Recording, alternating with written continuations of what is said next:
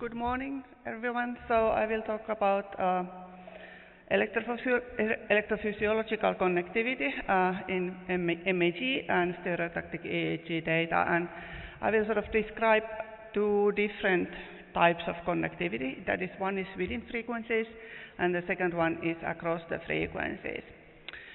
So in electrophysiology, when we talk about functional connectivity, we usually refer to connectivity among neuronal oscillations. And oscillations are rhythmic excitability fluctuations which facilitate the spiking of neurons in the high excitability phase and suppress it in the low excitability phase.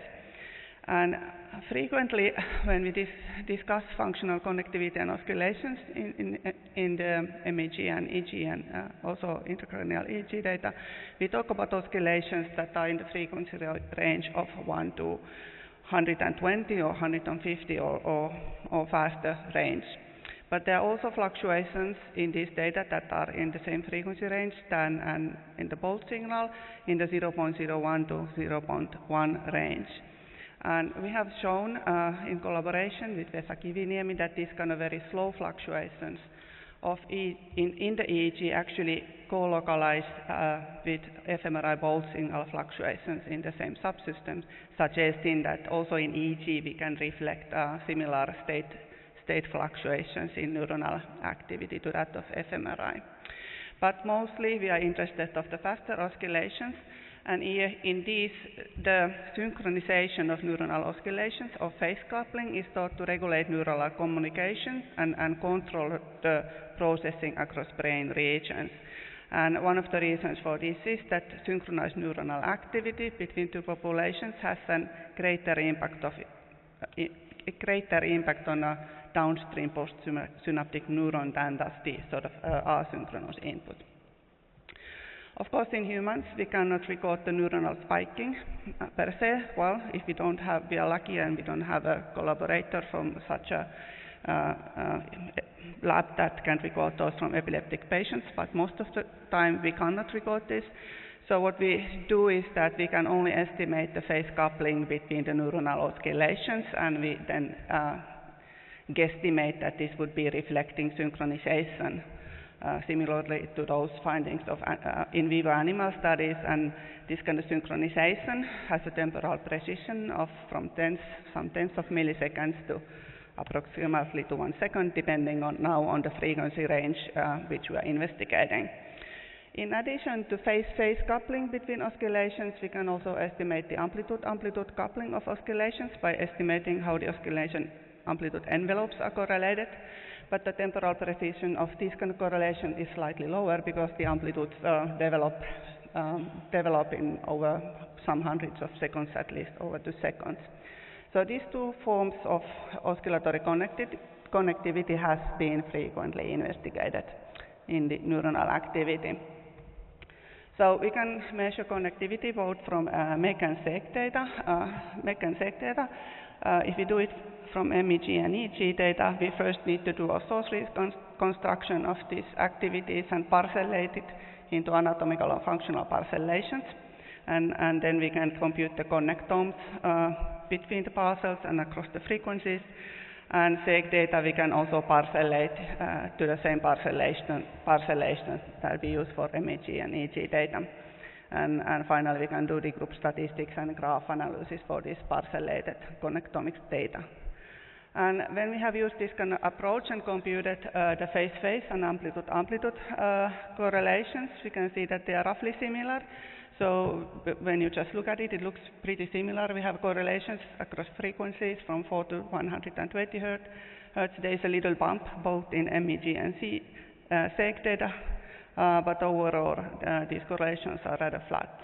But if we actually compare the edge similarity, or subgraph similarity of this amplitude and phase coupling connectomes, we actually see that they are only correlated with each other in the alpha and beta band. And this is not surprising, taking that these are basically the most prominent bands in the human resting state. And we can see these correlations in the distributed brain regions, but they are prominent in the prefrontal cortex and the parietal cortex.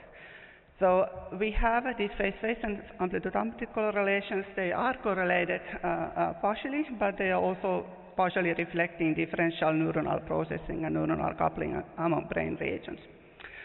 So although by using these kind of coupling measures we can sort of estimate the connectivity in fast temporal precision, we are usually interested of the time or time-evolved synchronization in relation to tasks, and where we are interested to see whether the synchronization changes as a function of task performance or stimulus perception. And one of the tasks that we have used to compute such synchronization is some of the sensory detection tasks, where the subjects are detecting some of the sensory or tactile stimuli.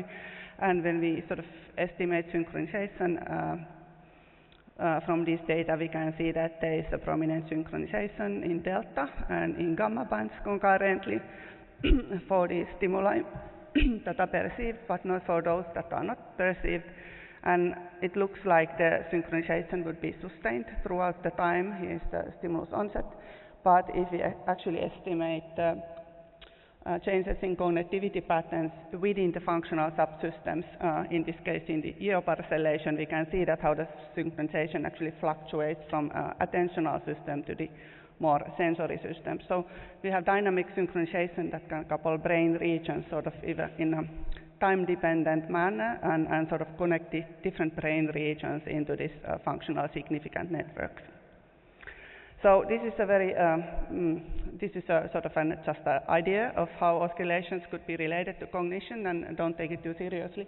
So the basic idea is that we have many frequencies that have many different functional roles in the processing. Fast oscillations are usually related to sensory processing, and the slowest ones are related to brain state fluctuations, and then we have many networks in between that are related to attention executive and decision functions. And the question that has interested me for a long time is that how do we integrate then these frequencies, that they must be integrated for us to be sort of having a coherent cognition. And there's two possible methods. One is phase amplitude coupling, and the second one is phase synchrony between oscillations. And these both have been investigated by several studies, PAC more than the CFS. And we have sort of shown also that the infraslow fluctuations that I now referred to earlier, they actually couple all of the faster oscillations in a nested manner, and this can be one way how the infraslow fluctuation in the brain can control then the sort of the processing in the faster time scales. The central interest of my lab in the recent years has been actually to investigate whether cross-frequency phase synchronization could be a mechanism that could control neuronal processing between frequencies, similarly to binary frequency synchronization, by sort of leading to coincident neuronal spiking that would have a functionally significant role in regulation of communication. And we have been investigating, first thing is to investigate and show whether this kind of a CFS, we call it, would actually be observed in the brain. So, because there is very scarce amount of data about this kind of a phenomenon. And these data now show that I present you here, that there is significant both CFS, phase synchrony between oscillations, and phase amplitude coupling, both in MEG and SEG data. And the corrected here means that we have corrected for spurious interactions with the novel method that have been criticized to be sort of confounding the effects. And if you're interested, you will need to read our bioarchive paper of how to remove this. But basically, these data show that we have a coupling across oscillatory hierarchies from alpha to beta and gamma bands, and in phase amplitude coupling from alpha to higher frequencies in both modalities. Although in SEG data we also have theta to alpha coupling, and that may be related to SEG data specifically. These two different types of cross-frequency interactions are also dissimilar in the brain anatomical patterns. So we investigated the brain anatomy by sort of comparing in which brain regions the phase coupling in the lower frequencies was larger than in the higher frequencies, so these interactions are bidirectional. There is a lower frequency and higher frequency end, and we found that for the CFS, the faster oscillations were localized in the posterior brain regions, and the lower oscillations were sort of localized in the anterior brain regions in the frontal cortex. But when we look at the phase amplitude coupling, we found the opposite result. And sometimes, or quite often actually, it has been discussed that whether these two forms of cross-frequency coupling would actually reflect the same neuronal phenomena, but this kind of pattern shows that this is likely not the case. SEG data, when we sort of refer it, we use a referencing method where we refer the SEG data into the closest white matter contact.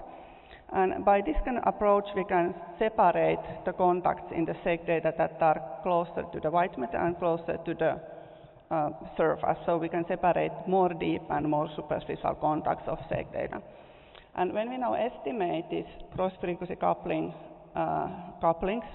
separately for these different, I say now layers, although they aren't layers, so layers, but layer directions, we can see that there is more coupling in the superficial layers and as well as between these layers than in the deep layers, suggesting that it arises more throughout these mechanisms.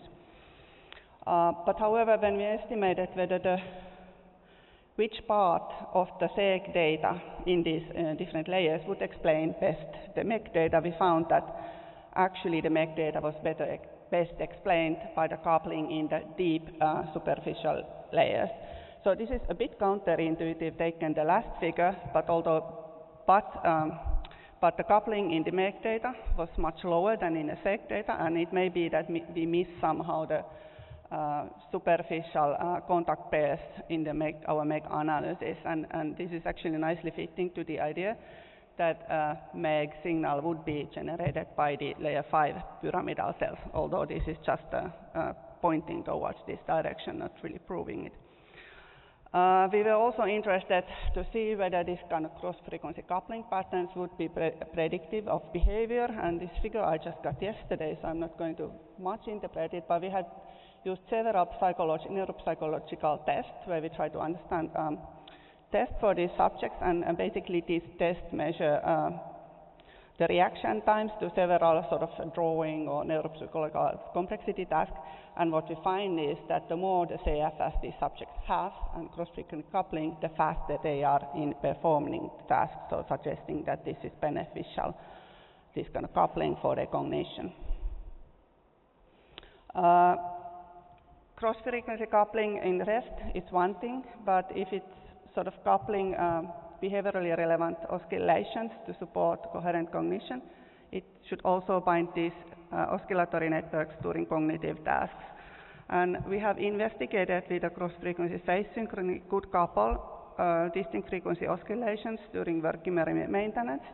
And when we have a working memory maintenance period where the subjects are memorizing this kind of a displays, we can see that there is prominent and significant cross-frequency phase synchrony between alpha and gamma networks during the delay period. And when we again do all-to-all coupling analysis between frequencies and between all brain pulses, we can see that high alpha oscillations, which are here, are coupled to all high frequencies. And also we find that theta oscillations are coupled to all higher frequencies. However, low alpha oscillations are functionally distinct and they are decoupled from the other frequency networks. We can localize this data and we can find that these couplings between alpha and gamma oscillations are localized to frontoparietal attention networks.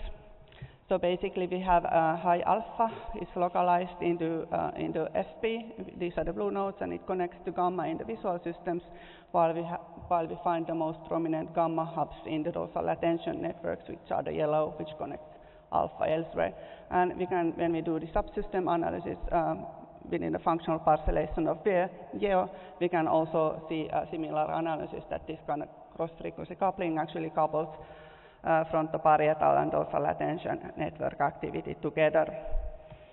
Finally, one thing is that this phase coupling across frequency, it couples activity across the brain regions, but the second question is, does this coupling, can it couple exactly the hubs of these networks, or does it does it only couple just some activity around these networks, but we were able to show that the best or the biggest hubs were actually coupled by these cross-frequency interactions, so they're suggesting that this kind of mechanism can be a way to couple across oscillatory hierarchies and hence also across time in the brain.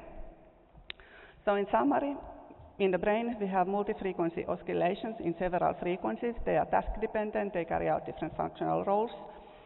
They can be phase-phase coupled at fast temporal accuracy. They can be also amplitude-amplitude coupled that reflects a slower coupling mechanism. And then we can have cross-frequency phase synchronization and phase amplitude coupling across these frequencies that could then integrate this processing across cognitive and temporal hierarchies to support highly complex cognitive functions.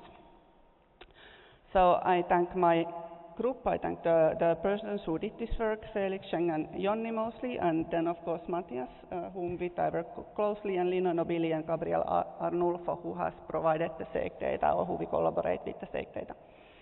And I have one ad, and that is that next year this time we will have ICON 2020 in Helsinki. So welcome to Nightless Nights and test some Finnish saunas, which we have many in Helsinki. So thank you.